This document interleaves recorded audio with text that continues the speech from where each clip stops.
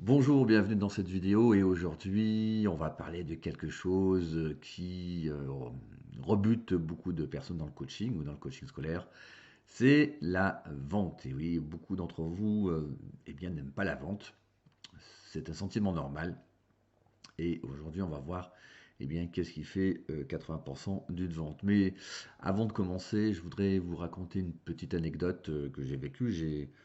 Je me suis entretenu avec une personne qui fait du coaching scolaire. Et sa problématique, c'était que en fait, elle n'arrivait pas à vendre. Bon, classique. Et donc, elle a pris des cours de vente, ce qui paraît logique finalement, hein. Elle a pris des cours de vente, elle a appris des scripts par cœur pour justement améliorer eh bien, ses ventes, tout simplement.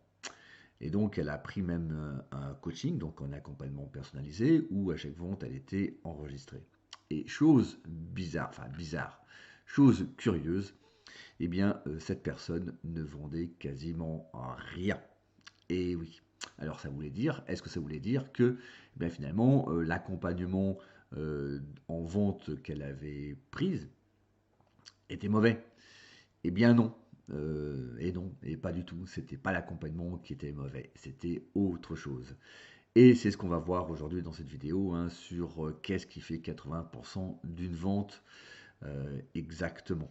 Voilà, et vous verrez que la vente est beaucoup plus facile que vous ne le croyez, sauf qu'il y a des choses importantes à savoir, et c'est ce qu'on va voir dans cette vidéo. Allez, c'est parti. Alors, on va commencer par quelque chose sur la compréhension de la vente. Alors, vous allez me dire, oui, la vente, eh bien, on sait ce que c'est, je sais ce que c'est proposer un service à quelqu'un, etc., etc., pour pouvoir avoir de l'argent. Alors, cette définition n'est pas tout à fait exacte et il est important de comprendre ce qu'est la vente pour avoir la bonne vision.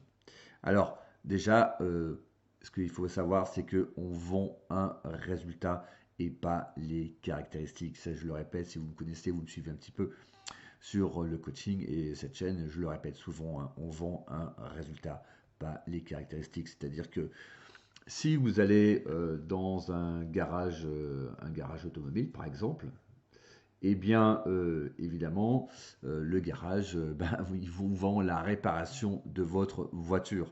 D'accord? Il ne vous vend pas son diplôme, il ne vous vend pas une réputation. C'est pas parce que vous allez dans un constructeur automobile, alors c'est vrai que ça rassure, d'accord? Mais vous avez des constructeurs automobiles, des garages officiels qui ne sont pas forcément bons dans la réparation. Et évidemment, je pense que vous avez déjà fait l'expérience. Donc, un garagiste ne vend pas une expertise, ils vendent simplement la réparation de votre voiture. Donc, un résultat. Et donc, le client, évidemment, achète une solution qui peut être un bien ou un service pour résoudre son problème. Et donc, si on revient au coaching scolaire, eh bien, les parents achètent une résolution aux problèmes scolaires de leur enfant. Voilà. Alors, on parle souvent de script de vente. Ce n'est pas le script de vente qui fait la vente, hein. Le script de vente aide simplement à clarifier votre communication, à savoir j'ai le bon service pour résoudre votre problème, hein. Lorsque vous faites un script de vente, alors un script de vente c'est important. Je ne dis pas qu'un script de vente ce n'est pas important, mais ce n'est pas le script de vente qui fait vendre. Votre script de vente aide à vendre. Moi, je peux vous dire, j'ai fait des ventes, je disais, enfin, j'étais pas du tout clair et ça n'a pas empêché de vendre mon offre haut de gamme en plus, hein, plusieurs milliers d'euros. Donc, vous voyez, il faut faire attention à tout ça. Et donc, si on en revient à cette personne en début de vidéo que je vous ai expliqué, qu'on va appeler Caroline, alors je masque, c'est pas son vrai nom, hein, c'est pour lui permettre de garder l'anonymat. Mais si on appelle donc notre personne Caroline, eh bien Caroline s'était focalisée, c'était l'erreur de Caroline, elle s'était focalisée sur, eh bien, sur son script de vente et non pas sur les éléments que l'on va voir, que l'on va voir là, voilà, qu'on la va voir, tout simplement. Alors, la fonction du marketing et de la vente, hein, eh bien, tout simplement, c'est proposer une offre qui correspond à une demande, à un besoin. Donc, c'est une, comment dirais-je, bon, c'est de le voir de façon un petit peu différente, hein. Mais voilà, et ce besoin, c'est la résolution d'un problème, tout simplement. Et donc, ce qui permet, donc le marketing et donc la vente permet de s'adresser aux personnes où votre service permet de résoudre leurs problèmes. Hein. Donc, si on reprend un contexte d'apprentissage, dans le coaching scolaire par exemple, eh bien, si c'est s'adresser aux parents. Alors, il y a plusieurs types de coaching scolaire, mais imaginez que, eh bien, vous savez lever les blocages d'apprentissage de leur enfant, eh bien, vous allez vous adresser aux parents qui ont un enfant dont le problème est des problèmes d'apprentissage et non pas, vous n'allez pas vous adresser à des parents qui cherchent justement à ce que leur enfant comble des lacunes dans une matière. Dans ces cas-là, eh bien, vous vous adressez à des parents qui veulent du soutien scolaire. Donc évidemment, vous ne vendrez jamais votre solution, votre programme de coaching scolaire. Donc le marketing, c'est sert la marketing et le marketing et la vente, ça sert aussi à ça. Et donc, bien entendu, la vente est quelque chose de noble. Et si vous en doutez, ce qui est normal, parce qu'on voilà, on a vécu on a tous vécu des expériences qui n'étaient pas forcément agréables, c'est que tout simplement, vous avez eu en face quelqu'un qui ne proposait pas le service promis. Hein, si vous proposez un service qui n'a pas les résultats promis, ça s'appelle de l'escroquerie, ça s'appelle pas de la vente. Hein. La vente, c'est vraiment, voilà, je le répète encore, mais vous avez, vous avez donc un problème, enfin, vous avez une personne, donc un prospect, qui a un problème. Euh, donc, vous êtes là pour résoudre le problème. Donc, vous proposez votre service. Donc, pour vous, eh bien, vous avez un parent dont l'enfant a des problèmes d'apprentissage, des blocages d'apprentissage, et votre service, c'est de lever, vous proposez de lever les blocages d'apprentissage, de les identifier et de lever les blocages d'apprentissage. Si vous proposez uniquement des méthodes pédagogiques, ce qui est une forme de coaching aussi, hein, d'accord? Je ne dis pas le contraire. Mais si vous ne savez, si vous proposez uniquement des méthodes pédagogiques, pourquoi pas? Proposer des méthodes pédagogiques, ce n'est pas lever les blocages d'apprentissage d'un enfant. D'accord? Donc dans ces cas-là, eh bien, votre service proposé n'est pas en adéquation avec la résolution du problème du parent. Dans ces cas-là, soit vous le faites de façon inconsciente, soit vous savez que le service que vous proposez ne va pas résoudre le problème, et dans ces cas-là, c'est pas du tout honnête, on tombe dans l'escroquerie quelque part. Voilà. Alors, ce qui est important, donc déjà, voilà, vous voyez, donc déjà, si vous avez une appréhension négative de la vente, c'est parce que, eh bien, vous êtes ici, c'est-à-dire que, eh bien, vous proposez un résultat qui n'est pas promis.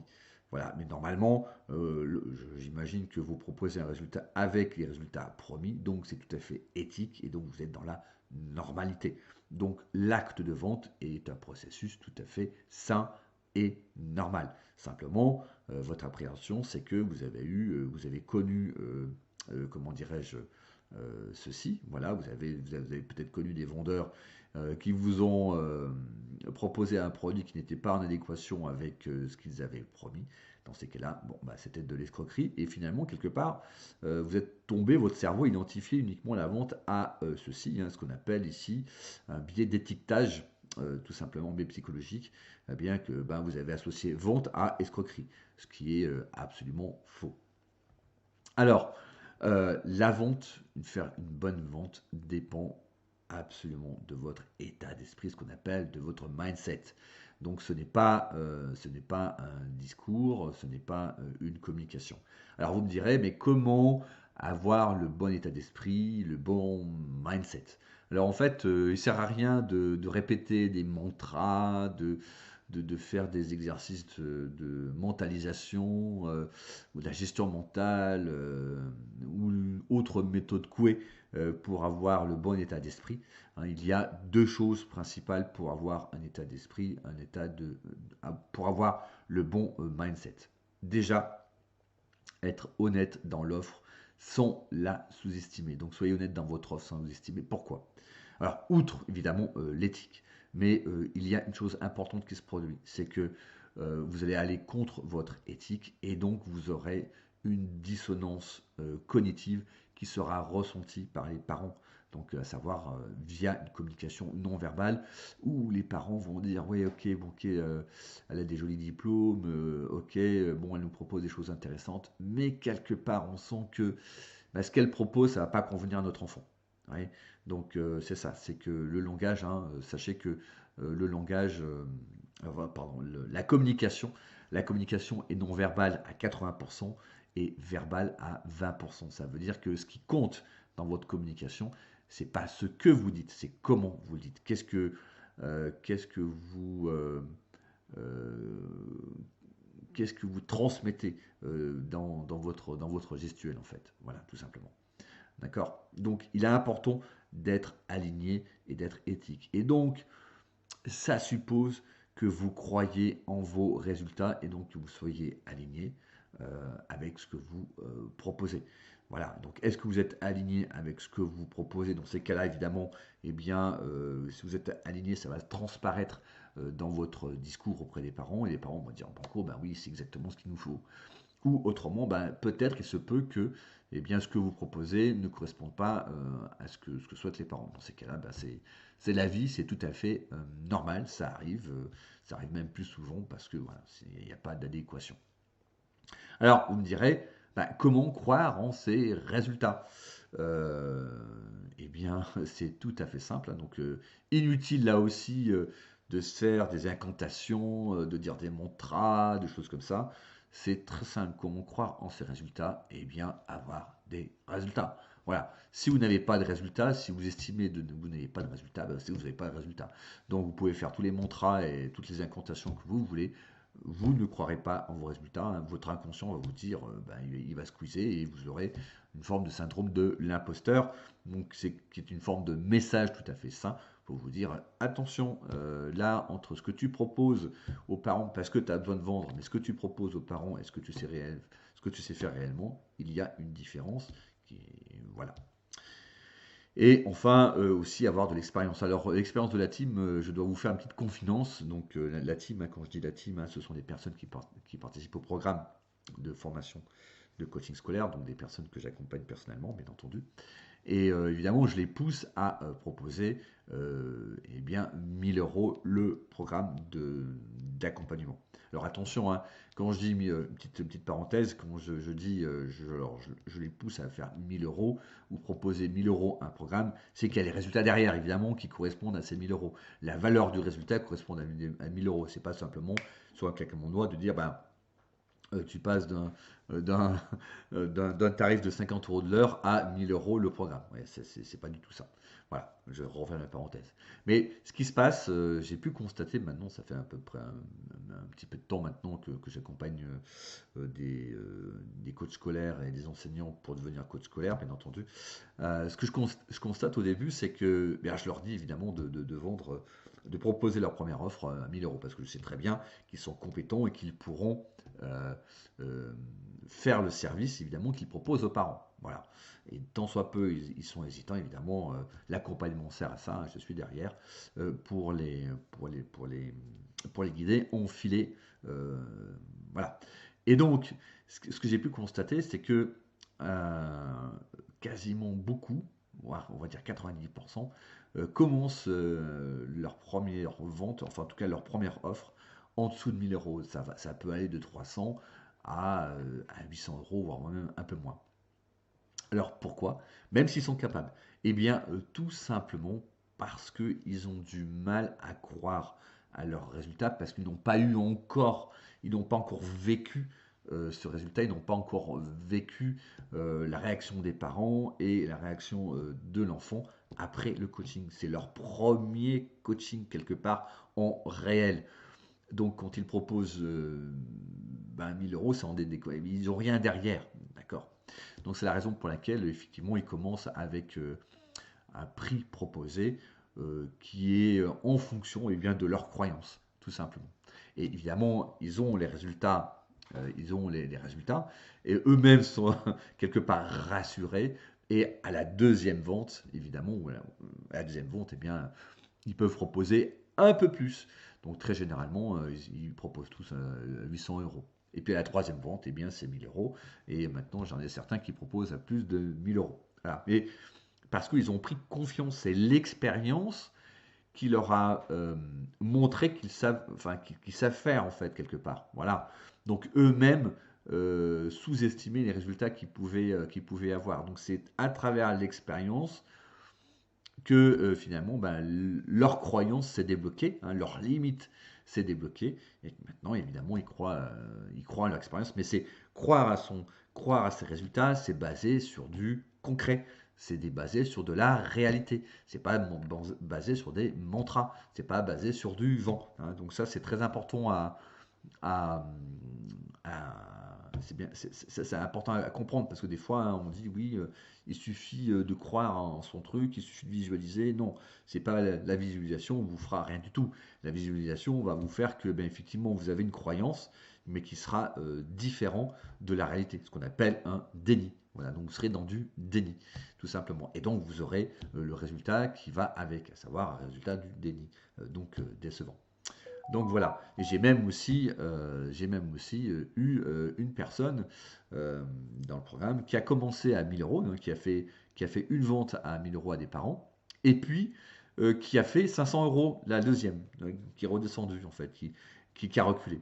Et je lui ai posé la question, je lui ai dit, mais quand même, c'est assez surprenant quoi. Tu commences à 1000 euros, puis finalement tu descends, qu'est-ce qui se passe? Alors que le coaching s'était bien passé, elle avait eu des résultats. Là, tout simplement, elle ne se sentait pas en adéquation, elle avait encore du mal à croire en ses résultats. Donc elle avait besoin d'un peu plus d'expérience. Alors quand je dis d'expérience, elle avait besoin de voir un peu plus les résultats concrets qu'elle arrivait à obtenir.